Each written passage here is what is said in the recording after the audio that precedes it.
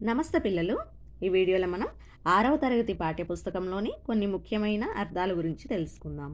మొదటిది అన్వేషణ. అన్వేషణ అంటే వెతుకుట అని అర్థం. అలరించు. శ్రీరామచంద్రుడు రాజ్య ప్రజలను అలరిస్తూ పరిపాలన చేశాడు అని చెప్తుంటారు కదా. అలరిస్తూ అంటే ఆనందింపచేస్తూ పరిపాలన చేశాడంట శ్రీరామచంద్రుడు. అంటే ఇక్కడ అలరించు అనే పదానికి ఆనందింపచేయు అని అర్థం అన్నమాట. అసువులు అంటే ప్రాణాలు. అసువులు బాసారు అని అంటుంటారు కదా, అంటే ప్రాణాలు విడిచారు అని అర్థం. ఆకృతి అంటే ఆకారం.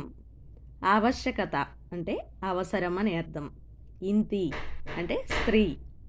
ఉజ్వల అంటే బాగా ప్రకాశించు అని అర్థం. ఏకభుక్తులు అంటే ఒక పూట మాత్రమే తినేవారు. ఒద్దిక అంటే అనుకూలత. ఔన్నత్యం అంటే గొప్పతనం అని అర్థం. ఐశ్వర్యం అంటే సంపద. కథనం యుద్ధం. గండం ప్రమాదం.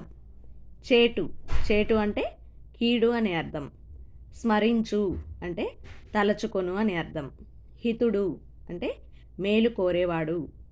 ఉందురం ఉందురం అంటే ఎలుక అని అర్థం. మూషికం అన్నా కూడా ఎలుక అనే అర్థమే వస్తుంది.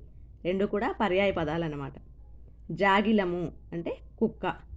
ఎక్కడైనా హత్య జరిగినప్పుడు పోలీస్ జాగిలాలు వచ్చాయి అంటుంటారు కదా, అంటే జాగిలం అంటే కుక్క అని. పోలీస్ కుక్కలు అని జాగిలాలంటే. ఛానల్ని సబ్స్క్రైబ్ చేసుకోండి పిల్లలు. ధన్యవాదములు.